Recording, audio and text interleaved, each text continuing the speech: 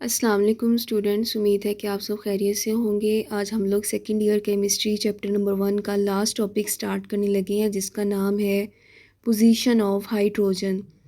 Periodic table में hydrogen की जो पोजीशन है अभी तक अनजस्टिफाइड है, यानी हाइड्रोजन का जो बिहेवियर है वो ग्रुप 1 जैसा भी है।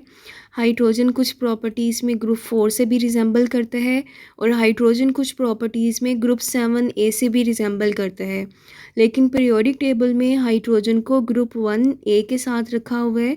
वो किस वजह से रखा हुआ है कि इसकी मोनोवैलेंट करैक्टर की वेज की वजह से हमने हाइड्रोजन को ग्रुप नंबर 1A के साथ रखा हुआ है। हम इस टॉपिक में हाइड्रोजन का कंपैरिजन पढ़ेंगे ग्रुप 1A के साथ, ग्रुप 4A के साथ एंड ग्रुप 7A के साथ। यानी कुछ सिमिलर पॉइंट्स भी देखेंगे हाइड्रोजन 1A के और डिसिमिलर पॉइंट भी देखेंगे। तो सबसे पहला आपके पास है comparison of hydrogen with alkali metal, क्योंकि ग्रुप 1A वालों को अल्कली मेटल बोला जाता है। इसका हम स्ट्रक्चर ड्रॉ करते हैं तो आपको काफ़ी ज़्यादा बातें वहाँ से क्लियर हो जाएंगी। जैसे सोडियम आपके पास एक अल्कली मेटल है, इसका एटॉमिक नंबर है 11। पहले शेल में 2, दूसरे में 8 और तीसरे में क्या है, 1 इलेक्ट्रॉन है। अगर हाइड्रोजन का स्ट्रक्चर देखें, हाइड्रोजन के स्ट्रक्चर में भी हमारे पास इसके वैलेंस शेल में 1 इलेक्ट्रॉन है। पहला आपके पास पॉइंट ये हुआ कि ग्रुप 1A के एलिमेंट्स और हाइड्रोजन दोनों के वैलेंस शेल में 1 इलेक्ट्रॉन है और इनकी जनरल इलेक्ट्रॉनिक कन्फिग्रेशन जो है वो भी सेम है। जनरल इलेक्ट्रॉनिक कन्फिग्रेशन का मतलब ये है कि ग्रुप 1A का जो एलिमेंट है सोडियम, इसका जो वैलेंस इलेक्ट्रॉन है वो s ऑर्बिटल में जाता है और हाइड्रोजन का जो आखिरी इलेक्ट्रॉन है, एक ही इलेक्ट्रॉन है, वो s ऑर्बिटल में हाइड्रोजन का भी प्रेजेंट है। नेक्स्ट आपके पास इम्पॉर्टेंट पॉइंट है कि ग्रुप 1A यानी अल्कली मेटल अब 7 इलेक्ट्रॉन गेन तो नहीं कर सकती अपने आप को स्टेबल करने के लिए, तो अल्कली मेटल भी इलेक्ट्रॉन लूज़ करती हैं और जो आपके पास हाइड्रोजन है वो भी इलेक्ट्रॉन लूज़ कर सकता है। अगर ये दोनों इलेक्ट्रॉन लूज़ कर रहे हैं तो ये रिड्यूसिंग एजेंट है। रिड्यूसिंग एजेंट उनको बोला जाता है जो अपने इलेक्ट्रॉन दूसरों को ट्रांसफ़र करते हैं। अगर ये दोनों अपने इलेक्ट्रॉन लूज़ करेंगे तो ये कैटाइन बनाते हैं। सोडियम के पास आ जाएगा चार्ज +1 और हाइड्रोजन के ऊपर चार्ज आएगा प्लस। नेक्स्ट अगर इनके हैलाइड्स की बात की जाए तो ग्रुप 1A के हैलाइड्स जो हैं और हाइड्रोजन ये सिमिलर आयोनाइजेशन शो करते हैं वाटर के अंदर। नेक्स्ट आपके पास है HCl, एक्वस मतलब पानी में आपने इसको डिज़ोल्व किया, H पॉजिटिव आयन बने, Cl नेगेटिव आयन बने। और आपके पास NaCl है, इसका भी सेम यही बिहेवियर है। हेलाइड्स आपने लास्ट टॉपिक्स में पढ़ा, हेलाइड्स बोला जाता है हैलोजन के कंपाउंड्स को जिसमें हैलोजन लाजमी होना चाहिए और इसके अलावा पीरियोडिक टेबल का कोई भी एलिमेंट हो सकता है। नेक्स्ट आपके पास है ग्रुप 1A एंड हाइड्रोजन, ये नॉन मेटल्स के साथ कंबाइन हो सकते हैं। तो ये क्या बना देंगे, सोडियम के सल्फाइड्स बन रहे हैं और हाइड्रोजन सल्फाइड बन रहा है। तो ये वो पॉइंट्स हैं जो ग्रुप 1A और हाइड्रोजन के सिमिलर पॉइंट्स हैं।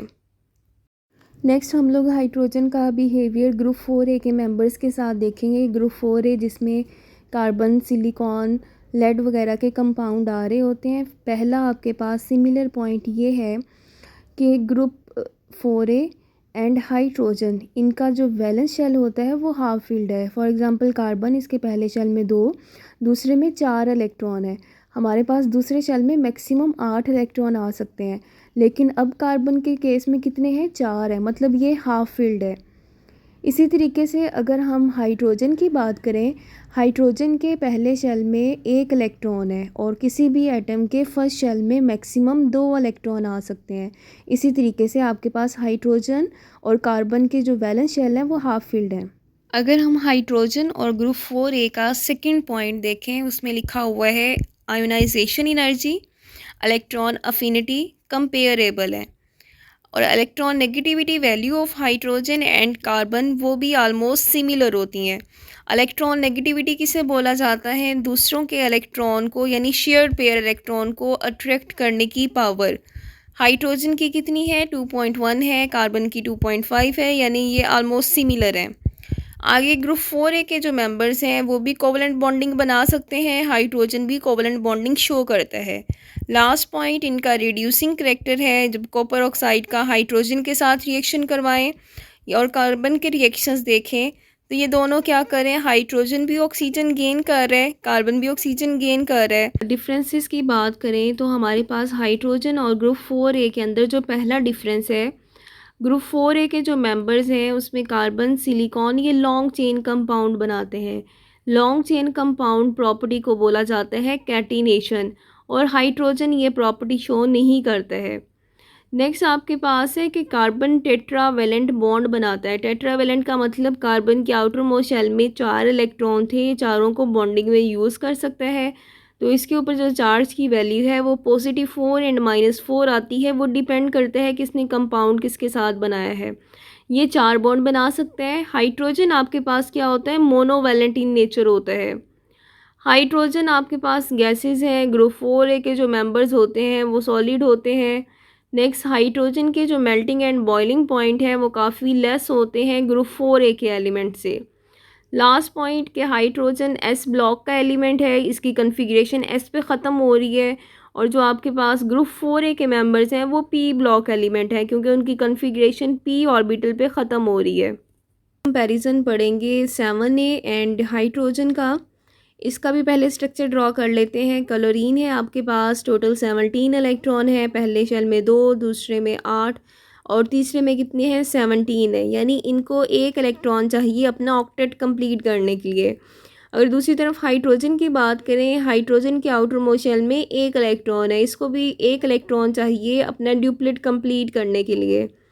तो पहला पॉइंट क्या हुआ कि हमारे पास क्लोराइड आयन, यानी जो आपके पास हैलोजेंस के मेंबर हैं और हाइड्रोजन के मेंबर्स हैं, ये 1 इलेक्ट्रॉन गेन कर सकते हैं। जब 1 इलेक्ट्रॉन गेन करेंगे तो इनके ऊपर नेगेटिव चार्ज आएगा बाय एक्सेप्टिंग 1 इलेक्ट्रॉन। नेक्स्ट आपके पास है आप हैलोजन और हाइड्रोजन, ये डाई एटॉमिक फॉर्म में एग्जिस्ट करते हैं। नेक्स्ट आपके पास है हाइड्रोजन एंड ग्रुप 7A के मेंबर्स नॉन मेटल हैं। नॉन मेटल जो इलेक्ट्रॉन गेन करती हैं। Hydrogen and halogen ionic compound भी बना सकते हैं, कोवलेंट कंपाउंड भी बना सकते हैं।